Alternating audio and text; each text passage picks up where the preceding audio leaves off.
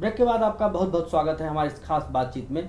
अब मेरा सवाल है रामेश्वर राय जी आपसे कि आपने दुनिया के बहुत सारे बॉर्डर्स को आप जानते हैं, आपने देखा है, तो जो दुनिया के और बॉर्डर्स हैं, आपने कहा कि सबसे एक्टिव बॉर्डर हमारे पास है और सबसे ज़्यादा मतलब ये वाला बॉर्डर, लेकिन क्या हमारे बॉर्डर उतने स्ट्रॉन्ग हैं या हमारे बॉर्डर पे जो अपग्रेडेशन होना चाहिए वो अब तक हो रखा है कि नहीं, या क्या क्या करने की ज़रूरत है? ये आपने बहुत अच्छा सवाल पूछा है। मैं ये कहूँगा कि जो बॉर्डर की मैनिंग है, जो उसको बैन करने का हमारा तरीका है, जो टेक्नोलॉजी हम इस्तेमाल कर रहे हैं, उसमें बहुत ही अधिक सुधार की गुंजाइश है। सुधार की गुंजाइश इसलिए है कि मैंने आपको कहा जैसे कि ये सबसे एक्टिव बॉर्डर है दुनिया का, तो एक तरह का जवानों के अंदर फटीग, थकावट हो जाती है। उस थकावट को अगर हम नज़रअंदाज करेंगे तो आने वाले समय में ये इन चीज़ों का असर टेक्नोलॉजी के बढ़ते बॉर्डर मैनिंग पे पड़ सकता है। वहाँ काफ़ी आवश्यकता है कि हम बॉर्डर मैनिंग के तरीकों को, अपने सर्विलेंस की मेथोडोलॉजी को, वहाँ पे जो हम हथियार जो हमने डिप्लॉय किए हुए हैं, उन सब में बहुत अधिक अपग्रेडेशन की आवश्यकता है। उदाहरण अगर आपको दूं मैं, कि जब ये फेंस नहीं बनी थी LOC पे, तो तब जितना भी इन्फिल्ट्रेशन होता था फेंस के बनने के बाद, वो इन्फिल्ट्रेशन जो है मुश्किल से 15-20% हो गया है। अगर हम इसको और अपग्रेड करते हैं टेक्नोलॉजी के इस्तेमाल के साथ साथ, जो फेंस है उसकी कंस्ट्रक्शन को और भी मजबूत करते हैं, तो पक्का मुझे यकीन है कि किसी भी एक भी टेररिस्ट का इन्फिल्ट्रेट करना एकदम नामुमकिन हो जाएगा। क्योंकि अभी क्या होता है कि फेंस जो है, खासकर बर्फीले इलाकों में जब बर्फ़ पड़ती है तो पूरी फेंस टूट जाती है, बनाने में कुछ समय लगता है, पूरी फेंस बर्फ़ से दब जाती है। तो अगर दब गई तो ऊपर से आराम से टेररिस्ट इसको पार कर सकता है। फिर जो हमारे सर्विलेंस डिवाइसेस हैं, उन पे लिमिटेशंस हैं। रात को अगर मौसम ख़राब हो गया, बादल आ गए, बारिश हो रही है, तो वो उतनी इफेक्टिवनेस नहीं हो पाती। अब उसके टेक्नोलॉजी आजकल है ऐसी अवेलेबल कि हर चीज़ का कोई असर न पड़े उस सर्विलेंस पे। इस तरह की चीज़ों को लगाने से ज़रूरी बात है, यकीनन बात है कि हमारी बॉर्डर की मैनिंग में और भी ज़्यादा इफेक्टिवनेस आएगी। खासकर ये देखते हुए कि आने वाले समय में मैं ऐसा नहीं समझता हूँ कि इन्फिल्ट्रेशन का जो थ्रेट है वो बहुत जल्द जाने वाला है, बना रहेगा ये तो सर हमें ये बताइए कि क्या हमारी जो डिफेंस प्रिपरेशन होनी चाहिए वो क्या अपग्रेडेड है, या हम कितना पीछे हैं बाकी जो नेबरिंग कंट्री से, या हम यूरोपियन कंट्री से अगर तुलना कर सकें तो? डिफेंस प्रिपरेशन को लेकर के भी मैं कई बार अखबारों में पढ़ता रहता हूँ, टीवी पे भी ऐसे चर्चे आते रहते हैं, बहुत सारी कमियों के बारे में रिपोर्ट्स आती रहती हैं। लेकिन देखिए, सबसे बड़ी बात यह है कि आपका जो पड़ोसी देश है वो किस तरह का है। अगर हम उससे मुकाबला करते हैं, सिर्फ पाकिस्तान की बात मैं कर रहा हूँ, बाकी पड़ोसी देश की बात नहीं कर रहा हूँ, तो वहाँ पे हम बहुत सक्षम हैं, बहुत सक्षम हैं, चाहे किसी भी मुद्दे को देखा जाए। और उसी की वजह है, और ये पाकिस्तान के इस्टेब्लिशमेंट को समझना चाहिए कि अगर वो देश अपना आधा अंग खो बैठा है बांग्लादेश के रूप में, वो यही हिंदुस्तान की फ़ौज ने उसको ये दिन दिखाया है। और जो आधा अंग उसने खोया, अगर वो उनके लिए कोई भावुक मुद्दा नहीं था, तो कश्मीर इतना भावुक मुद्दा उनके लिए कैसे बन गया है, ये उनको सोचना चाहिए, हमें सोचने की ज़रूरत नहीं। लेकिन मैं आपको कह दूं कि उस पड़ोसी के बदौलत, उस पड़ोसी की बनिस्बत हम बहुत सक्षम हैं हर तरीके से। कोई सर, अब मामला दूसरी तरह का हो जाता है। अगर आप एक पड़ोसी के साथ कन्फ्रंट करते हैं तो दूसरी तरफ से भी उसका सपोर्ट लाइन या दूसरा जो बैकअप लाइन है वो खुलता है, तो आपको टोटलिटी में उस हिसाब से देख के अपनी प्लानिंग देखनी होगी। अब केवल कि हम पाकिस्तान पर जीत जाएंगे या पाकिस्तान से हम सक्षम है लड़ने में, पाकिस्तान के साथ जब आप लड़ाई करते हैं हो सकता है कोई बैकअप लाइन खुले, या इस तरह की जो वर्ल्ड में पोलराइजेशन होता है, तो आप उस हिसाब से तैयार हैं या नहीं हैं? आपने ठीक कहा। उस लिहाज से अगर हमें दोनों का मुकाबला एक साथ करने की ज़रूरत कभी पड़े अगर आने वाले समय में, तो उसके लिए हमें अपनी डिफेंस प्रिपेयर्डनेस की काफ़ी अपग्रेडेशन की आवश्यकता है, इसमें कोई शक नहीं है। और इसके बारे में भी लेख हर दूसरे दिन अखबारों में और सब जगह आते रहते हैं, और मुझे पक्का इस बात का भरोसा है, यकीन भी है कि जो भी गवर्नमेंट है इसको ठीक से देख रही है, और ये सिर्फ समय की बात है कि ये चीज़ें भी अपग्रेड हो जाएंगी। क्योंकि देखिए, ऐसे है कि कोई भी बदलाव इस तरह के ओवरनाइट या एकदम से छू मंतर से नहीं होते हैं। कोई भी इस तरह की जो तैयारी है, बरसों का इसमें मेहनत लगती है और उसके साथ साथ ही बहुत सारा इसमें पैसा लगता है। तो वो पैसा अगर हो भी तो ये चीज़ें ऐसी नहीं है कि आप जब जेब में पैसा रख के जाके वो अपग्रेडेड टेक्नोलॉजी आप ख़रीद लाएंगे।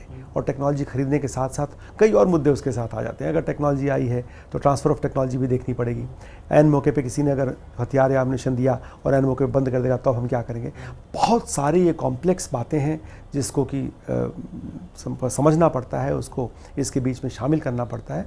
उन सब के साथ चल रहा है। मैं पक्का सकारात्मक हूँ इस बात के लिए कि आने वाले समय में सिर्फ समय की बात है कि हम जो है अपनी जो सैन्य शक्ति है उसको इतनी अपग्रेडेशन करके हम यहाँ तक पहुँचा पाएंगे कि अगर हम किसी भी तरफ से लगातार 2 फ्रंट पे भी अगर हमारा मुकाबला पड़ता है तो हम उसको अपने देश को सुरक्षा प्रदान करने में पूरे सक्षम होंगे।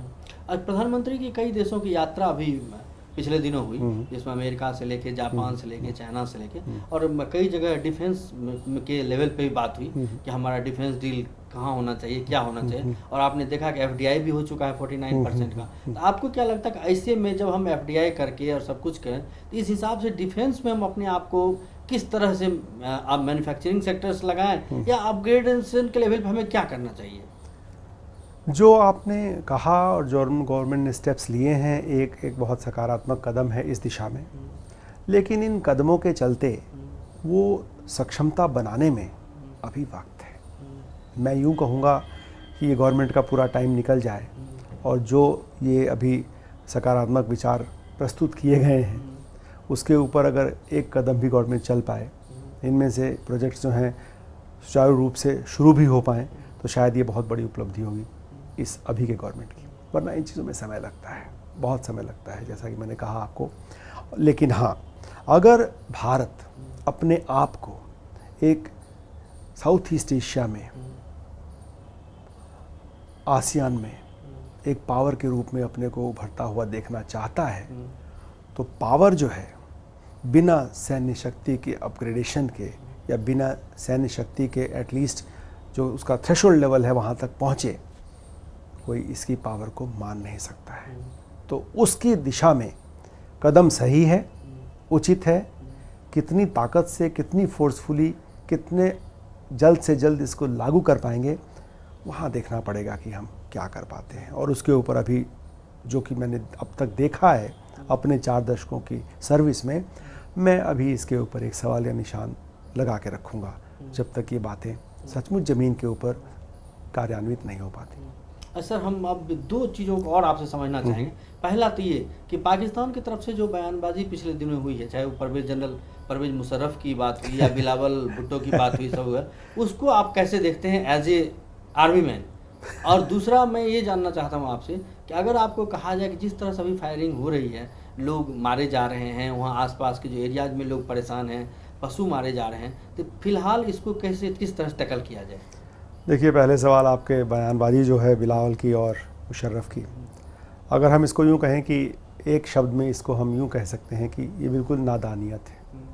ये बिल्कुल वही बात है कि एक छोटा सा बच्चा प्लास्टिक की एक पिस्टल लेकर के ये अपना बोले कि मैं दुश्मनों को खात्मा कर दूंगा, दुश्मनों को खात्मा कर दूंगा, तो ये उस तरह की बात है।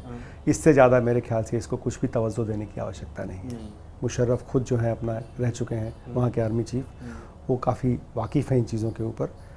तो उसके सिर्फ एक वो कहते हैं कि एक वो बड़े मुंह की बड़बोली वाली बात है, उसमें कुछ दम नहीं है, बिल्कुल दम नहीं है।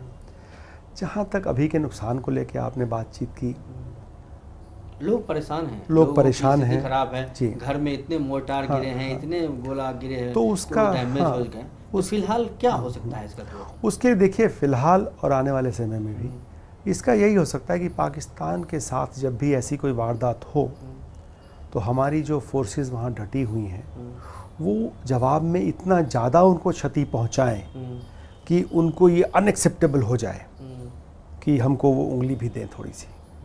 ये इसके अलावा लातों के भूत बातों से नहीं मानते हैं, और ये मैंने अपने 4 दशकों की सर्विस में भी देखा है। उनके लिए एक ही भाषा समझ में आती है, क्योंकि जो सैनिक सीमा पे डटे हुए हैं हमारे लिए एक ही भाषा अहम रखती है, मायने रखती है, और वो ये कि ताकत का जवाब ताकत से, ईंट का जवाब ईंट से, और ईंट का जवाब पत्थर से दे पाए तो और भी अच्छा है। और वही एक चीज़ हमको करनी पड़ेगी कि किसी भी समय में अगर ऐसी कोई वारदात हो तो हमारा जो जवाब है वो इतना मजबूत और इतना तेज़ हो कि जो क्षति उधर होती है वो अनएक्सेप्टेबल हो, उनको ये लगे कि नहीं ये करना हमारे लिए बहुत नुकसानदायक हो जाएगा, तभी ये बात सुधर सकती है, वरना मैं इसमें कोई सुधार नहीं देखता हूँ। युद्ध का खतरा भी बढ़ सकता है इसमें? नहीं, मैंने कहा आपको युद्ध इतनी बातों को लेकर के हो जाएगा असंभव, असंभव। और अगर ऐसी स्थिति बने भी, अरे युद्ध की तो चिंता उसको होनी चाहिए जो आज भी देशों से मांग मांग के खा रहा है। हमें काहे की चिंता है, तो उसको चिंता करने दीजिए ना, हमें क्यों इस चिंता को, हम क्यों खाए चले जा रहे हैं इस चिंता को। तो मेरा इस तरह से जो है इसको पूरी बातचीत का देखना जो है मैं इस नज़रिए से देखता हूँ, क्योंकि जब भी मैंने देखा है कि अगर हमारा रिस्पांस जब स्ट्रांग होता है, उनको क्षति ज़्यादा पहुँचती है, तो पहली बात तो फायरिंग एकदम से बंद हो जाती है, और दूसरी बात आगे फिर दूसरी बार फायरिंग करने से अगला सोचता है कि करूं कि ना करूं। ये मैंने अपने टेन्योर में देखा, बहुत बार देखा। जो ही आपका स्विफ्ट रिस्पांस, हैवी रिस्पांस, एकदम से कहानी बदल जाती है। ये हमें चौकन्ना रहना पड़ेगा इस बात के लिए, और इसका जो है हमारे पास टैक्टिकल लेवल पे जवाब बिल्कुल सही रखना पड़ेगा, कोई शक नहीं इसमें। रामेश्वर राय जी, हमसे बात करने के लिए आपका बहुत बहुत धन्यवाद। इस पूरे मामले को लेकर आपने जो अपनी राय रखी, ये थे हमारे सुरक्षा विशेषज्ञ।